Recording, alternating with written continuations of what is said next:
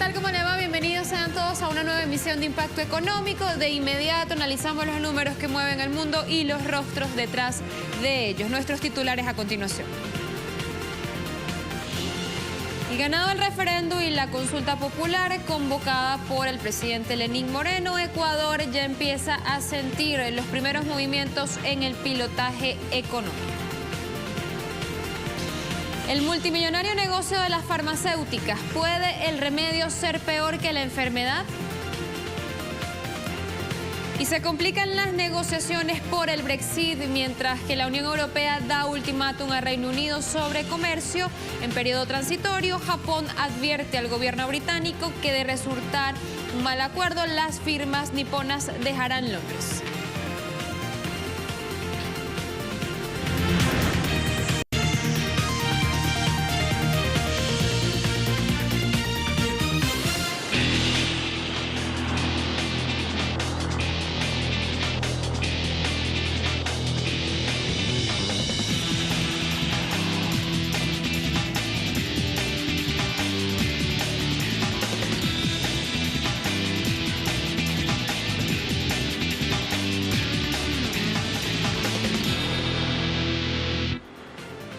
Y ya se empiezan a sentir los primeros movimientos sobre el cambio de timón en la política económica de Ecuador, luego del referéndum y la consulta popular que fuese convocada por el presidente Lenín Moreno y celebrada el pasado 4 de febrero. Durante el foro denominado Comercio e Inversiones entre Ecuador y Estados Unidos, el ministro de Comercio ecuatoriano, Pablo Campana, criticó las restricciones a las importaciones y defendió entonces a las inversiones como herramienta para llamar al capital extranjero. En este sentido, Campana anunció para el 20 de febrero la presentación de una iniciativa al Ejecutivo cuyo principal objetivo sería exonerar del pago del impuesto de salida de divisas a los nuevos capitales que lleguen al país. En la actualidad, la tasa de este impuesto está fijada en 5% y contiene 11 excepciones que de acuerdo a la ley de equidad tributaria. Los empresarios en 2017 ya le habían planteado al gobierno de Lenín Moreno eliminarlo de manera gradual en 5 años hasta llevarlo a 0%. La excusa, reactivar la economía. Igualmente critican al sector la especificidad de las exenciones del impuesto sobre la salida de divisas porque argumentan que estaría perjudicando la liquidez de sus negocios. Y el presidente mexicano Enrique Peña Nieto recurre nuevamente a medidas monetarias inefectivas para tratar de cumplir con las previsiones inflacionarias en el país, pero que además favorecen a ese sector financiero. Banxico elevó su tasa de interés referencia al 7.5%, siendo la mayor registrada en los últimos 9 años. El regulador de la política monetaria de México intenta entonces frenar la depreciación del peso, que viene en caída libre ya desde hace algunos meses. Sin embargo, se trata de una medida desgastada que solo repercute de forma negativa en el consumo de los hogares, mientras aumentan las ganancias de la banca. Así se evidenció en el 2017, año durante el cual el Banco Central Mexicano realizó otros 3 ajustes en un periodo de 10 meses que totalizaron un alza de 75 puntos. Pese a que la medida no ha cumplido con la meta de estabilizar la inflación, el ente emisor insiste en todo caso en proyectarla como una política monetaria oportuna y firme, aunque los resultados justamente le contradigan. Y poco antes de finalizar su mandato presidencial en Chile, la presidenta Michelle Bachelet ejecuta su último intento por recomponer el Acuerdo Transpacífico de Cooperación Económica, TPP por su sigla en inglés. Esto luego de que uno de sus socios más cercanos, Donald Trump, o la presidencia de Estados Unidos, retirara el mismo, considerando que este tratado multinacional no contempla prioridades para la economía estadounidense. El 8 de marzo próximo, Chile encabezará el acto protocolar para la firma del tratado integral y sobre la Asociación Transpacífico. La Cancillería chilena dijo que 11 de los 12 países decidieron seguir adelante en las conversaciones sostenidas durante un año que culminaron en la ciudad de Tokio el 23 de enero de 2018. En noviembre del año pasado, en la cumbre del Foro de Cooperación Económica Asia-Pacífico, la APEC, en Vietnam, las 11 naciones debieron haber llevado a cabo el acuerdo dentro del TPP, pero Canadá habría puesto reparos, causando retrasos en la finalización de las negociaciones. Se espera entonces que la cita de marzo sirva para dar ese paso final al TPP 11, ahora se llama de ese modo, para trabajar disciplinas vinculadas con el acceso a los mercados. Los temas claves en el TPP: el marco de la propiedad intelectual, el arbitraje entre los estados y los inversores y los estándares de derechos de trabajo, algo que ha sido justamente cuestionado por los sindicatos, ya que las negociaciones se hacen a espaldas de la ciudadanía. Y hablando justamente de Chile, el país está contemplando ampliar un tratado de libre comercio con los 11 del Transpacífico, pero también con India directamente. La nación asiática, que presenta desde 2014 un crecimiento del PIB anual en 7,5% promedio este año, pues puede también convertirse en la quinta economía mundial, de ahí el interés entonces de Chile. Leemos el portal del Confidencial.com. El presidente de la Cámara cree que Chile debe conseguir un TLC con India. Durante su visita en la ciudad capital de la India, Nueva Delhi, Fidel Espinosa aseguró que Chile es la puerta de entrada a América para el Estado asiático y que el siguiente paso en las relaciones comerciales debe ser la consecución de un tratado de libre comercio. Durante su estancia en India, la delegación chilena se entrevistó con el presidente indio y los ministros también de Comercio Exterior, Agricultura y Exteriores. El parlamentario chileno calificó como extraordinaria la ampliación del acuerdo de alcance parcial entre ambos países, que incluye preferencias arancelarias para un total de 2.800 productos.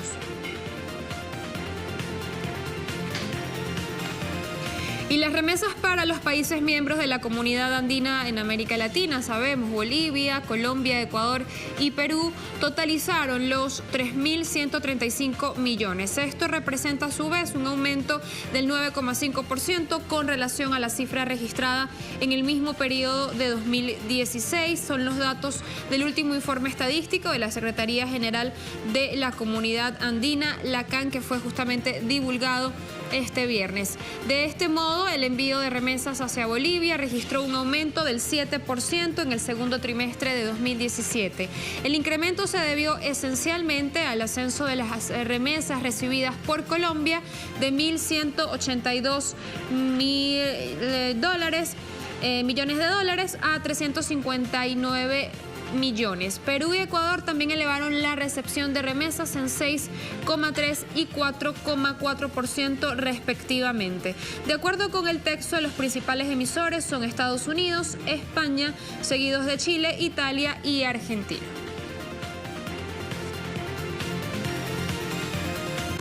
Así nos vamos a la primera pausa en Impacto Económico. A la vuelta, en nuestro segmento de análisis, estaremos revisando el negocio de las farmacéuticas. ¿Es el remedio peor que la enfermedad?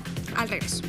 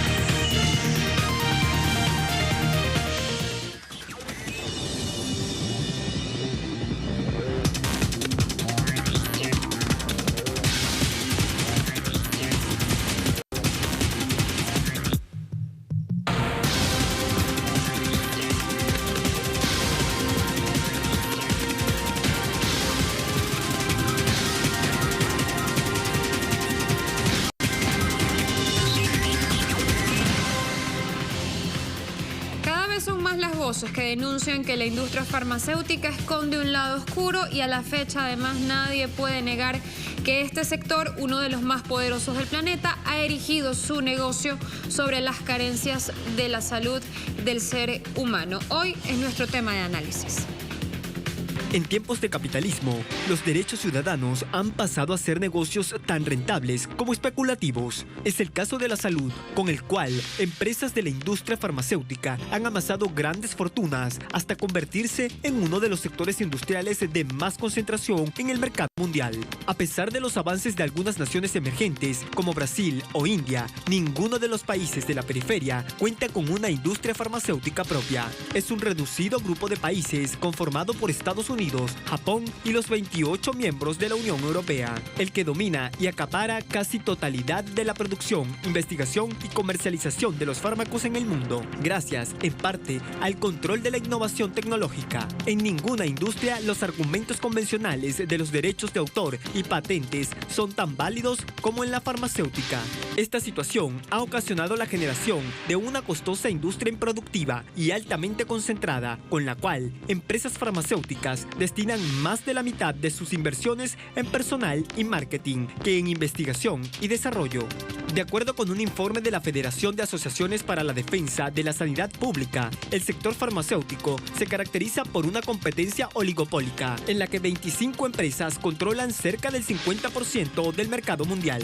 La capacidad competitiva se basa en la investigación y el desarrollo, en la apropiación de las ganancias mediante el sistema de patentes y en el control de las cadenas de comercialización de los medicamentos. La lista Fortune de las 500 mayores empresas del mundo mostraba que el volumen de beneficios de las 10 mayores farmacéuticas superaban los beneficios acumulados por las otras 490 empresas. Su rentabilidad es tal que supera las ganancias por ventas de armas o telecomunicaciones. Por cada dólar invertido en fabricar un medicamento se obtiene 1000 de ganancias, gracias a que si alguien necesita una medicina y dispone de recursos, la compra. El proceso de globalización le ha permitido multiplicar al máximo sus beneficios en 3 pasos. Comprar las materias primas en los países donde son más baratas, instalar sus fábricas en donde las condiciones laborales son más flexibles y, por último, vender sus productos fundamentalmente en los países donde la población tiene mayor poder adquisitivo y los servicios de salud son costosos. Se trata de un negocio redondo, con el que empresarios se lucran con fabulosas ganancias, se concentran hasta aplastar a competidores menores y sobreviven presionando a los gobiernos. En esencia, la actividad del sector farmacéutico puede ser cuestionada por 2 razones principales. La primera, fijan los precios de los medicamentos a un costo muy elevado, superior a su coste, haciéndoles entonces inaccesibles a una gran parte de la población mundial. Y si no, además, muchos de sus productos son de comprobada nocividad, deteriorando aún más la salud de aquellos quienes los consumen. Dicho esto, uno se pregunta cómo logran hacerse del mercado y además acapararlo. Vamos a revisar sus estrategias. Entre las principales estrategias utilizadas hoy por la industria farmacéutica para obtener sus ganancias milmillonarias destacan la gran presión propagandística de los medicamentos que fabrican, aunque no sean útiles y puedan ser nocivos para la salud, la explotación al máximo de los medicamentos en forma de monopolio y en condiciones abusivas que no tienen en cuenta las necesidades objetivas de los enfermos ni su capacidad adquisitiva. Además, estas empresas reducen la investigación de las enfermedades que afectan principalmente a los países pobres, porque no son rentables, mientras se concentran en los problemas de las poblaciones con un alto poder adquisitivo, aun cuando no se trate de enfermedades como la proliferación de medicamentos antienvejecimiento. También son capaces de forzar las legislaciones nacionales e internacionales para favorecer sus intereses a costa de la salud y la vida de millones de personas. La actuación sobre la política farmacéutica es compleja. Se trata de uno de los mayores entramados multinacionales que además tiene una fuerte concentración y funciona como un oligopolio, por lo que su influencia política y económica es muy grande. ¿Quiénes son esos quienes se encargan de repartir el pastel?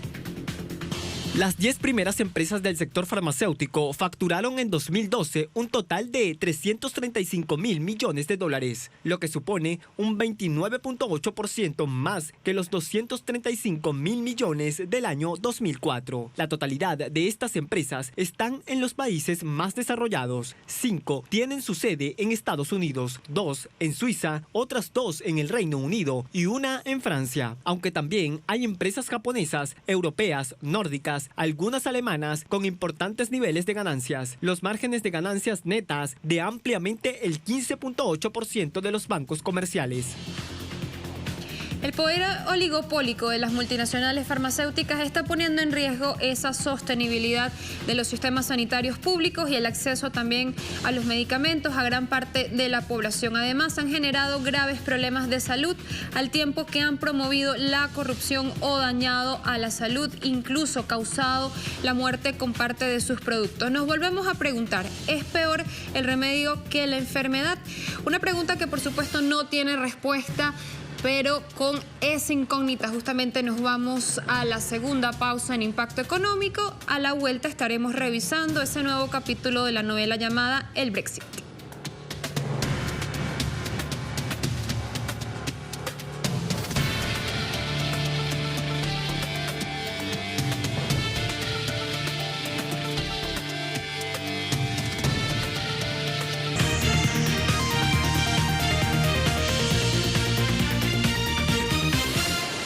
La Unión Europea no concederá el periodo de transición deseado por Reino Unido para después del Brexit si Londres no se compromete a aplicar todas las normas comunitarias durante ese periodo transitorio. Así de rotundo se ha mostrado el jefe del equipo negociador de la Comisión Europea para el Brexit, Michael Barnier, durante la rueda de prensa convocada para explicar la situación de la negociación de la salida del Reino Unido de la Unión Europea. Londres debe aceptar todas las reglas y las condiciones hasta el final de la transición. Y también debe aceptar las consecuencias inevitables de su decisión de abandonar la Unión Europea, abandonar las instituciones y sus políticas. Como tenemos estos desacuerdos, para ser honestos, la transición aún no está sellada. Si estos desacuerdos persisten, la transición no es un hecho. Ahora fíjense, por otro lado, el embajador de Japón en Reino Unido, Koji Tsuruoka, advirtió este viernes también al gobierno de Theresa May sobre el impacto que un mal acuerdo comercial para el Brexit podría tener sobre las empresas japonesas, ahí cuidando los intereses, por supuesto, del grande nipón. El embajador hacía la cruda advertencia de que las firmas japonesas se irán de Londres si el resultado de la futura relación británica con la Unión Europea hace que la permanencia de estas empresas en este país, es decir, el Reino Unido, resulte poco lucrativa. Así lo decía. Si no hay rentabilidad de operaciones continuas en el Reino Unido, no solo en Japón, entonces ninguna empresa privada puede continuar con sus operaciones. Así de simple. Y esto es todo lo que está en juego. Todos nosotros, todos nosotros debemos tenerlo en cuenta. Ahora en otro tema, nos vamos un poco más hacia Euroasia. La política de sanciones pronto cansará a sus propios autores y Rusia tendrá relaciones normales con Occidente. Lo ha pronosticado este viernes el propio presidente ruso Vladimir Putin. Tenemos el resumen de lo que dijo. En una conferencia a la que asistió la élite empresarial del país euroasiático, el presidente de la Federación Rusa, Vladimir Putin, abordó las sanciones occidentales contra su país. En su discurso, el líder ruso ha calificado de camino a ninguna parte los intentos occidentales de imponer restricciones en las relaciones comerciales internacionales. Las políticas de restricciones artificiales son un callejón sin salida en las relaciones internacionales, lo que resulta en oportunidades, pérdidas directas para todos, incluidos los iniciadores de tales políticas. La política de barreras artificiales en las relaciones comerciales internacionales es un camino a ninguna parte que conduce a todos, incluidos a los propios autores de las restricciones, a la pérdida de ganancias, ha explicado Putin, quien también discutió la lista oligarca de Estados Unidos con empresarios rusos. La lista, elaborada como parte de un paquete de sanciones firmado en agosto del año pasado, no significa que los incluidos estarán sujetos a sanciones, pero arroja una sombra potencial de riesgo de sanciones sobre un amplio círculo de rusos empresarios. El mandatario terminó su discurso invitando a los empresarios a continuar invirtiendo en Rusia ante la actual coyuntura comercial en el exterior. чуть ли не в этот же день, не чуть ли, по-моему, в этот же день. Aunque estamos distraídos por todo tipo de tonterías de la política exterior, por un lado, esta tontería es un ruido vacío y por otro, esto es útil para nosotros porque veo preocupación de los presentes en esta sala con respecto a lo que sucederá allí. Es mejor invertir acá en Rusia. Nuestro trabajo es crear condiciones y proteger estas inversiones. Así llegamos al final de esta emisión de Impacto Económico, también al final de semana. Como siempre, agradeciendo su sintonía, les dejo nuestras cuentas en Twitter, @TelesurTV, @CrismarTelesur y nuestro correo personal en Impacto Económico, impactoeconómico @telesurtv.net. Será hasta el lunes. Chao, chao.